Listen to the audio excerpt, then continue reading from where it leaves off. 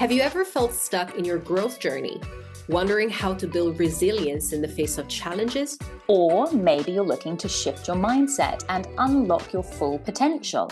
Well, if you said yes, then you are in the right place. Welcome to the Stretch Zone. I'm Hannah. And I am Feds. And here we explore self-development, nurture resilience, and embrace the mindset shifts that help you grow beyond your limits. Hi guys, welcome back. Hey, hello. And I was just commenting on Fed's gorgeous nails today. She's gone with a summery theme because she's not feeling summery and is trying to spark some. No, not at all. I mean, thank you. I honestly feel like it's probably 2 degrees outside. It's dark. It's a bit miserable. January is not my month. I'm a summer baby. So, yes, that's why you left the UK, huh? Yeah. You know what? When I moved here, part of it was like, oh, the weather is going to be amazing. I'm going to go and see so many things. I'm going to do so many things. I'm going to explore. And no. And that is what we're talking about today. We are talking about trying to reignite the adventure within, aren't we, today? Mm-hmm. So that was quite a cool way. Yes. So we're talking about micro adventures. And I think that it's something that anyone who's moved around the world has experienced. And if you haven't, please let us know, because I really want to talk to you. And we want to talk a little bit about reigniting a little bit this feeling of the explorer within you, right? When we first moved, when we first go somewhere, whether it is a new destination, a place where you've never been before, or like in my case, your home, it's very common to feel like I want to see everything, I want to do everything, I want to go everywhere, and then after a while we start losing a little bit this vibe, right? Yeah. Likewise, if you've never moved anywhere, you're probably in a similar situation in the place where you've always been, where you've always lived, right? So yes, we normally talk a lot about moving and changing environment and having new experiences, but the point here today is a little bit more about the actual mindset, where your mind is. And we're not going to talk about huge life changes here. We're not going to talking about quitting jobs, selling houses. Like that's not the case. There's no dramatic reinvention here. It is about the small intentional stretches that you can do anywhere in the world just to feel the spark, like the kind of excitement that you get when you want to go and explore a place, right? So it has to be, I would say, by definition, something slightly uncomfortable. Yeah. That's what adventures are. Yeah. Right. And it needs to be done on purpose. So we're going to talk a little bit about manageable experiences. Those moments that stretch your comfort zone, but that do not feel overwhelming. And so I'm curious, what does the phrase micro adventure bring up for you? What does it make you think about? And also, can you give us a little bit of science behind it? Yeah, so I was actually listening to just a little clip of a podcast the other day, and it had I've suddenly forgotten his name, the really famous life coach. That guy, oh, yes. I want to say Robbie Williams, and it's not quite right. Okay. It's not Robbie Williams. Now I'm going to have to put that in the notes once I figured it out. That I'll probably remember his incredibly famous name. Who's the most famous life coach? The one with the really deep, gravelly voice. Why can't I think of his name today? Oh my God. Tony Robbins. I knew that there was a Robbins going on. It's ridiculous. Okay. So Tony Robbins, he was talking about how, as humans, we've referred to the Maslow things that people need, hierarchy of needs. But he was also talking about these other things that humans need. And I just want to point out one thing that I thought was really interesting. He talked about how we needed predictability, and I don't think he used this word exactly, but this is the word that I remember it being, predictability in our life, so it creates stability, but we also need unpredictability in our life so that it creates a sense of adventure, in our life as well. So we need a mixture of both of these things in our life. Bless. I know, complicated creatures that we are. Yeah. Can you imagine if you were with someone that you could predict absolutely everything that they said for a short period of time, very short period of time? That would be really reassuring, but very quickly it would become incredibly boring. So we need this balance in life of things being stable, but also having a gentle amount of instability, which creates creativity, which creates a dynamic kind of movement in our mind and the way that we think. So our nervous system, when we first move somewhere new, imagine that you've just moved. If you can bring yourself back to that time, or you're thinking about moving somewhere new, everything is new. Our nervous system is on overdrive, newness. This is probably not the time that we need to cram in absolutely everything. So, when you go on holiday, that's beautiful adventure time, but you haven't just moved your whole life across the world when you go on holiday. So we want to remember that going on holiday is a totally different experience to moving your whole life to another place. So let's just clear that up right away for anyone that is on holiday going, oh my God, I'd love to live like this my whole life. Actually, it's way harder than you think. You need to take things at a much slower pace, because you've then got to think about all of the logistics of actually moving your life overseas or to a new part of the country. So we have to remember that our nervous system actually can get overloaded. And when we put ourselves in these new environments, quite often there is a little trigger of danger that might be triggered inside of us, or a sense of social discomfort could arise in certain circumstances. And as long as we're feeling pretty content and calm with other aspects of our life, we'll be able to cope with that. Hence why going on holiday is usually a much more enjoyable experience for creating all of these adventures. Maybe you've just put yourself into a new country where you're also having to speak another language. So we're adding that to the mix as well. Maybe you've moved there on your own and you literally know no one, or just with someone else and you know nobody at all. So everything feels unfamiliar at that time. So just remember, we're moving overseas, new environment, threat response may actually come up for us in those moments. I might not need to suddenly do loads of adventures in that moment. Your body might be actually physically reacting to the overload. And I'm trying to remember the times that when I first moved, I'm going to bring my example up of moving to America. So when we first moved here, we didn't have a set base originally.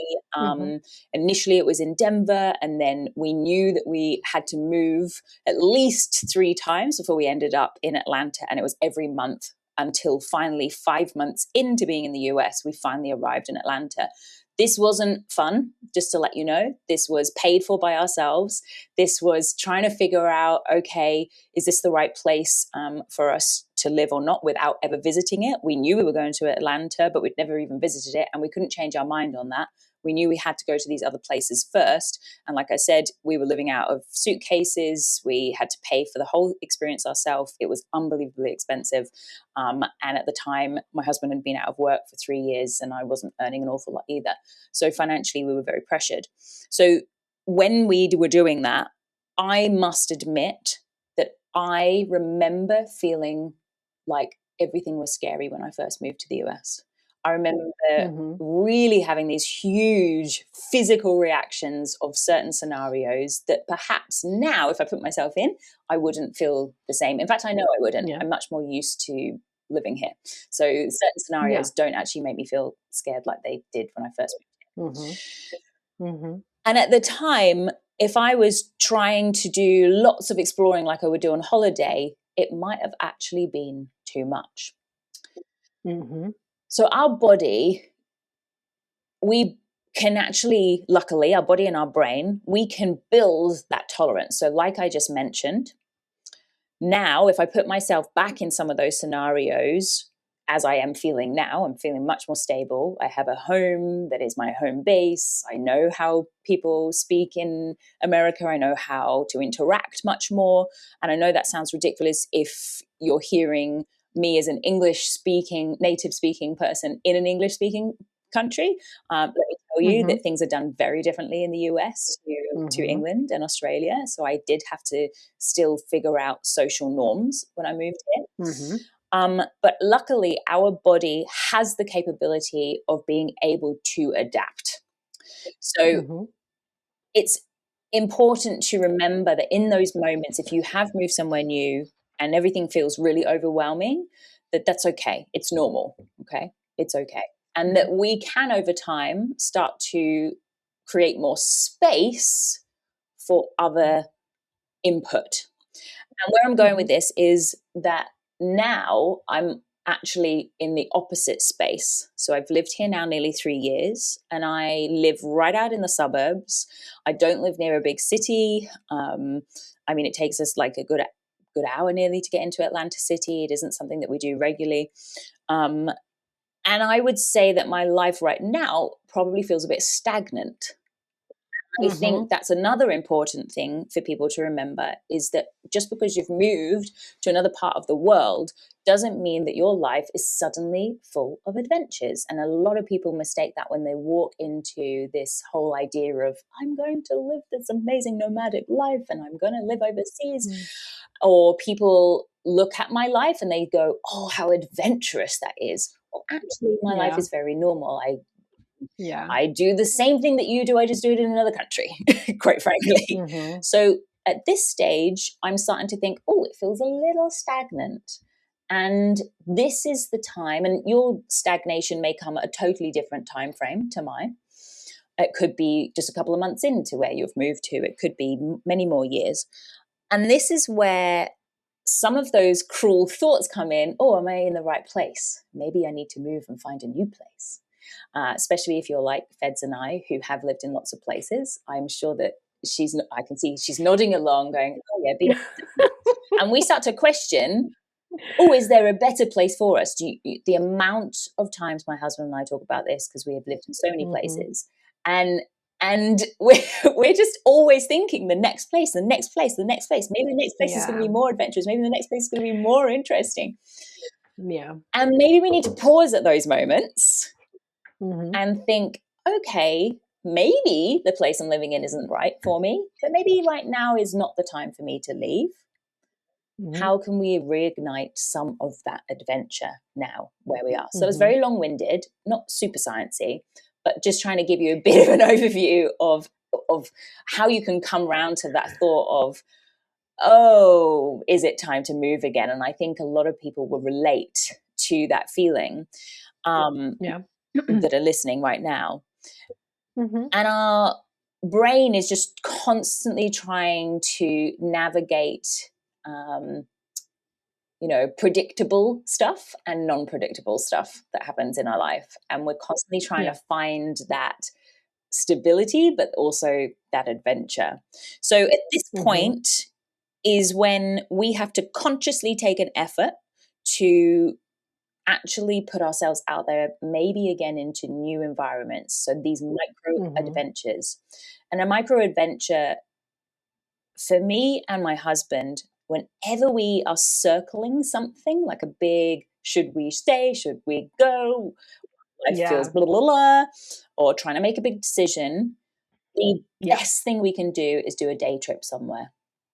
A little mini holiday is awesome. But even if we can't do a mini holiday, a day trip, just getting out and about, seeing something new, without a doubt, 100% makes us look at whatever that problem is or whatever that scenario is through refreshed eyes. Have you ever experienced that yourself, Fed? Oh, yeah. Many times. Yeah. I think that, well, I was listening to what you were saying and I was thinking about, well, first of all, people often mistake the feeling they have while they are on holiday Yes. with the feeling they actually get when they moved Yeah. somewhere.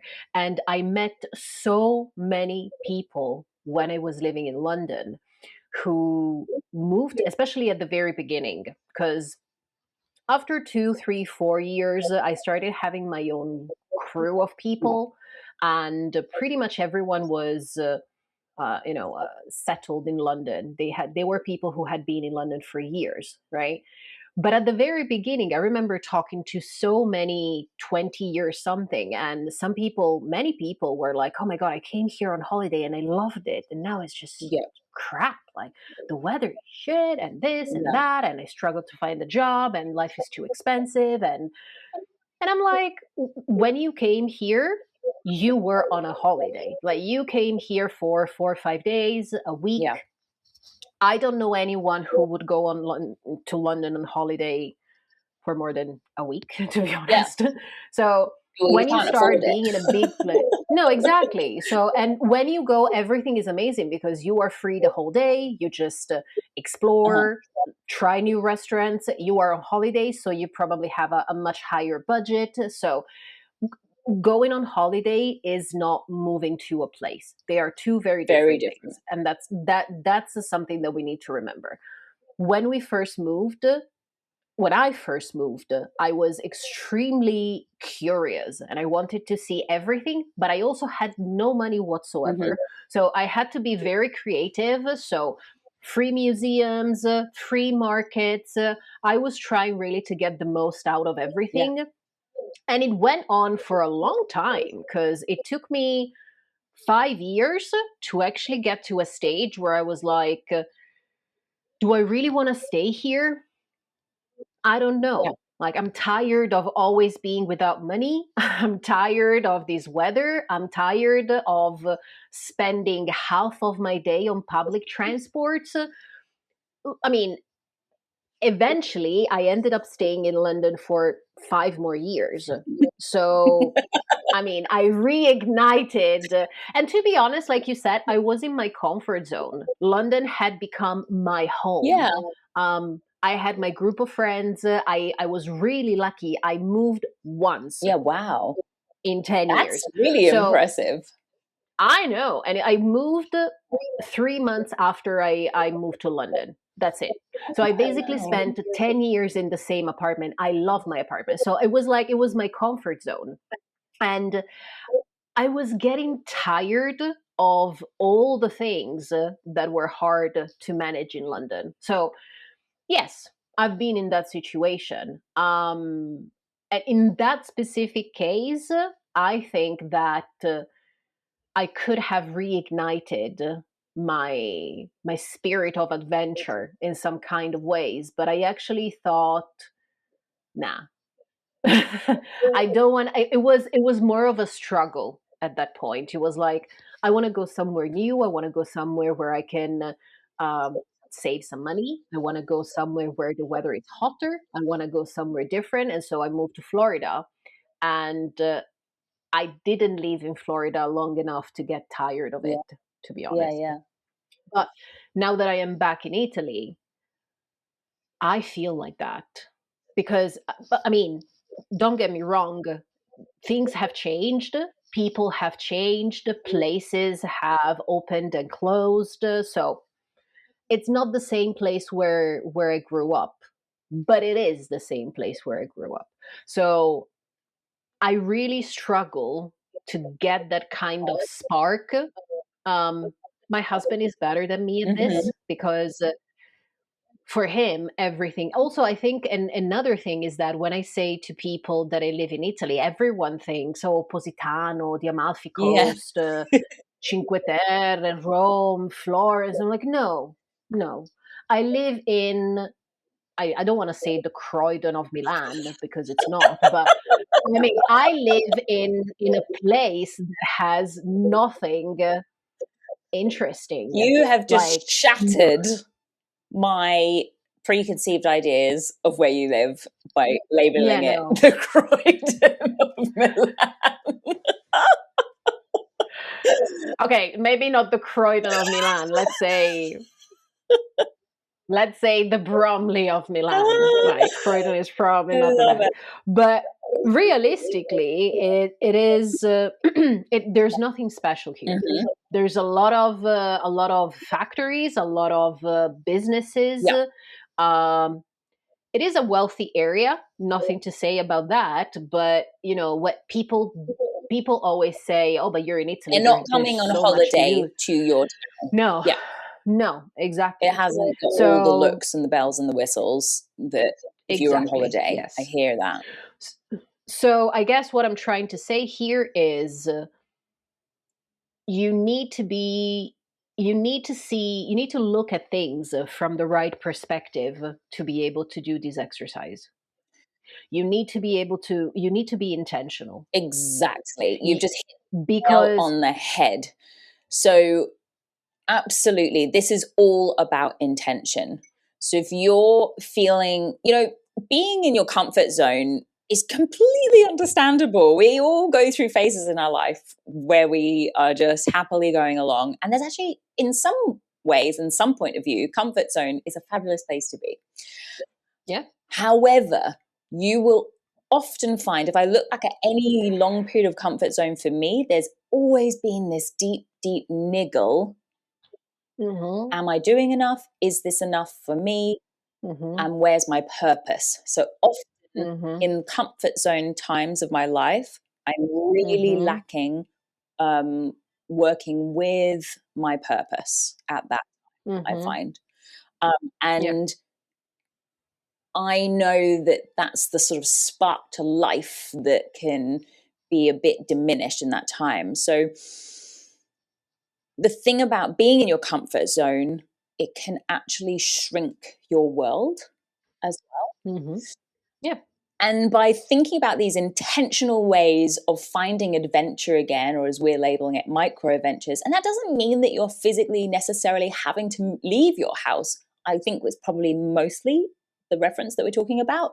But it could be that you are learning a new hobby, those types of things, where it's Mhm. just widening your world a little bit more. It means that Mhm. you're expanding your interests, which often means that Mhm. your communication with other people can expand as well, which then Yeah. return expands our world.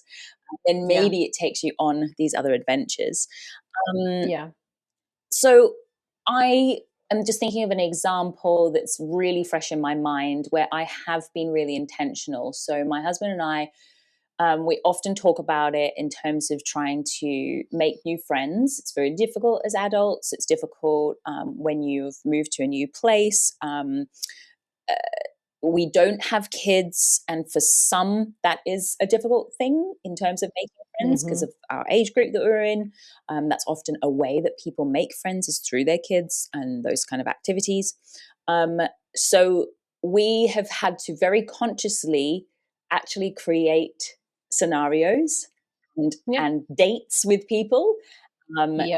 to make sure that we get out of our house and it's not just the two of us the whole time. So, for example, Yeah. we recently bumped into this lovely couple on one of our dog walks. They had exactly the same dog that we do, they had it off leash. I'm whispering in America. I won't say their names online. Aw. And I actively said, because I'm usually the one that does this, but I consciously said, hey, because they're relatively new to Atlanta as well, only been here a few years, happen to work in the same industry as my husband, which was really odd. Um, There you and go. I very forwardly said, so we're hiring new friends. um, any chance you're up for a dog walk? And they loved Yeah. that, thought it was hilarious. Mhm. And we have Mhm. consciously, the four of us, made sure that we created a WhatsApp group for the four of us. And then we Yeah. put all of our schedules on for January. And we're like, right, we're doing a Yeah. dog walk. And tomorrow, finally, we're meeting them. Yeah. And, it took a lot of intention to do that. That's Exactly. effort. That is not just, oh, maybe we'll see each other. I consciously Yeah. went through those Yeah. actions to make that happen. Yeah. The more the time goes by, the more I am noticing, pardon me, how important intention Yep. is. And when I say intention, because I had a similar conversation today with a client, and we were talking about languages, of course, because that's what I do in my coaching practice. But um, I was talking to her, and I would say, well, if you want to use different language, especially after years that you have been speaking in English, you have to make a choice. Because my question was, how do you choose the words that you use when you speak? And she's like, I don't know. Mm. I don't know how I choose the Mm. words. And I'm like, well, okay, so you have to notice how you choose the words when you speak. And using the same example in this situation, how do you choose the activities that you carry out in your day, in your week, in your month? If you just go, you know, on just because without even noticing how you are choosing things or why you choose one thing instead of the other, how are you going to change what you are doing? Yeah. You need to intentionally say, okay, right, I spent 6 days, 6 evenings at home. I don't know, something like that, because that's what happens in my life often, because I work from home and I work Yeah. alone. So I have to be intentional. So I have to be like, all right, okay, so let's go somewhere now. Let's intentionally make the decision of going Yeah. out and trying to talk to someone. But I have to do it intentionally. It's not going to come natural to me. Yeah. And for a lot of people, it doesn't. I think a lot of people think, oh, this is just something that happens in everyday life. I was working with a No. client who Yeah. to me seemed like so outgoing and so able to just talk to anyone and everyone. He was an Aussie guy, had moved to Scotland, and that was what we were working on. I was basically his accountability partner to make sure that he really intentionally put himself out there to keep Mm-hmm. making new friends, to keep Yeah. exploring. He'd been in Mm-hmm. Scotland for over a year, and he was happy with where he was at, but he also knew that he was stagnating, and Yeah. this stagnation doesn't feel good. And Mm-hmm. it can feel, even to those who appear to be really outgoing, it can feel like a really big thing to go ahead and do. And it's really important Mm-hmm. to check in with yourself. So for me, when I first moved to the US, there was way too much change. I was really struggling mentally. So for me to put myself out there in this way of communicating with other people, and I'm talking specifically about this, that actually felt too much in the first 6 months. Yeah. I really didn't make any conscious effort. In fact, I consciously withdrew at that time and Mm-hmm. thought, Mm-hmm. I could really do with friends, but I don't feel good presenting myself as I am right now to anybody new. So Yeah. at the time, I really had to just nurture myself and make sure that I spoke to people on the phone and online who I really trusted and felt comfortable around until I felt safe enough to go out into the Mm-hmm. world and start interacting again. Yeah. And so Yeah. we need to, if we were thinking about some practical tools or where you're at with your stagnation or your new adventures, or feeling like everything's too overwhelming for you, just remember to check in with where you're at. So don't worry about Mm-hmm. listening to exactly where we are in our stage. I've been here for 3 years now. Feds has moved home recently. Don't worry about exactly what it looks like to us. But if you are feeling too overwhelmed at the moment, then make it smaller. That micro adventure to you may not be leaving the house. It could be creating or getting involved in a new Mm-hmm. hobby at home. Then when you feel ready, it's Mm-hmm. getting out and about and going and seeing new places. Some people might be thinking, that's crazy. I've gone to a new place. Of course I can go as far as I want. But for others, that it might feel too much to do that. Exactly. Don't worry if something just feels like that's too much right now. Make it smaller. Then you're much more Mm-hmm. likely to actually create more adventure again in your life. Yeah. Which actually works well in the sense of build a habit, being consistent, Yeah.